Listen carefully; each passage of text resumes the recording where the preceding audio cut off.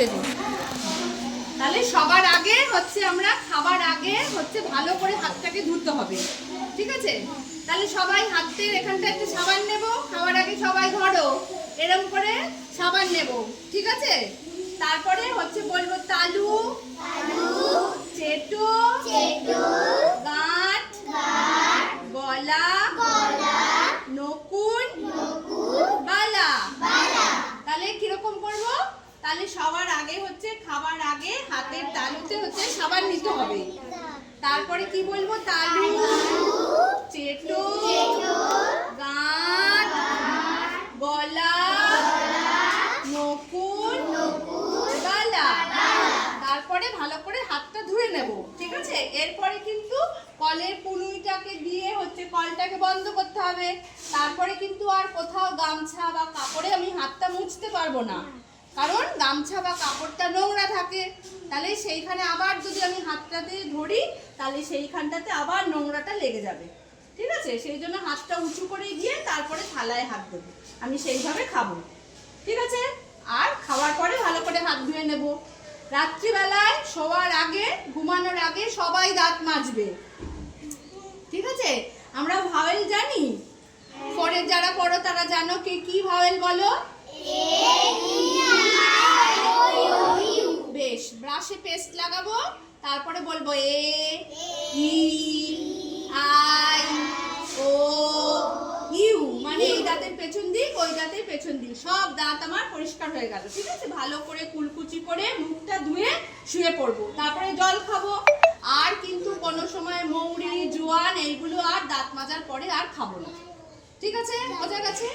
আর ঘুম থেকে উঠে তখন আর দাঁত মাজার দরকার হয় না। তাহলে কখন আবার দাঁত মাজবো? আমি যখন স্কুলে আসবো তখন সবাই ভাত খেয়ে আসো, তখন আবার ভাতটা খেয়ে আবার ওইভাবে ভাওয়েলের মতন এ, ই, আই, ও, ইউ করে দাঁত মেজে ভালো করে মুখ ধুয়ে স্কুলে আসবো। বোঝা গেল? আচ্ছা, সবাই পায়খানা করে হাতে সাবান দেবে, দাও তো? এবার সবার বাথরুমের মধ্যে সাবান রাখা আছে? হ্যাঁ। এবার কি হয়, ওখানে যদি শুধু সাবানটা রেখে দাও তাহলে গলে যায়, নোংরা হয়, তাই তো? ওটা গলে যায়, তখন আমরা ওটাকে ধরতে ঘেন্না পাই।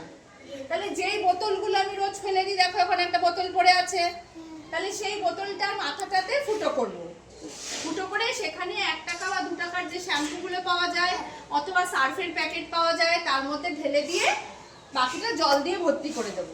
তাহলে একটা বাড়ির কলতলায় রাখবে আর একটা হচ্ছে বাথরুমে রেখে দেবে। তাহলে কি হচ্ছে, আর সাবানটা গলে যাবে না, তাহলে ওর মধ্যে বোতলের মধ্যেই তাহলে সাবান থাকছে। পায়খানা করে ভালো করে নিজেকে পরিষ্কার করে ওই বোতল থেকে হচ্ছে সাবান দিয়ে হাতটাকে ধুতে হবে। আবার কয়েকদিন পরে যেই ওই বোতলের গাটা নোংরা হয়ে যাবে, আবার বোতলটাকে বাইরে থেকে ধুয়ে ফেললেই হয়ে যাবে। কিন্তু সাবান যদি বাথরুমে এমনি কেসের মধ্যে সাবান রাখো তাহলে সেখানে জল পড়ে নোংরা লেগে ওটা আর হাত দিতে ইচ্ছে করে না, নরম হয়ে যায়। সেই কারণে বাড়িতে গিয়ে সবাই বোতলে ওরকম করে সাবান দিয়ে বাথরুমের কোনায় রেখে দেবে, ঠিক আছে? কেউ কি পুকুরে স্নান করো? পুকুরে কেউ স্নান করবে না, কারণ পুকুরের জলটা নোংরা, তাই তো? কেন? গরু স্নান করে, ওখানে কাপড় কাচা হয়, বাসন মাজা হয়, আর জলে নামলেই কিন্তু বাথরুম হয়ে যায়, ঠিক আছে? তাহলে সেই জলটা আমরা আবার সবাই মুখে দিচ্ছি, তাহলে নোংরা জল আবার কত ঢুকছে। তাহলে সেই কারণের জন্য আমরা কেউ কিন্তু মানে পুকুরে কেউ স্নান করব না। আর বাথরুম করে সবাই বাথরুম করে নিজের বাথরুমে যখন স্কুলে যাও তখন জল ব্যবহার করতে হবে, ঠিক আছে? ছেলেরাও মেয়েরাও আগে 1 মগ জল দিয়ে ওই জায়গাটাকে ধুয়ে নেবে, তারপরে নিজেকে পরিষ্কার করবে, তারপরে আর 1 মগ জল দিয়ে আবার তোমার বাথরুমটা ভালো করে ধুয়ে দেবে। তাহলে পরের জন যখন যাবে তখন তার কাছে বাথরুমটা পরিষ্কার, ঠিক আছে? আর রোজ স্কুলে আসবে, প্রত্যেকটা দিন স্কুলের জামা কাপড় পরেই আসবে। সবাই আজকে পরে এসেছো, ভালো লাগছে দেখতে, সবার যেন পরিষ্কার পরিচ্ছন্ন জামা কাপড় হয়।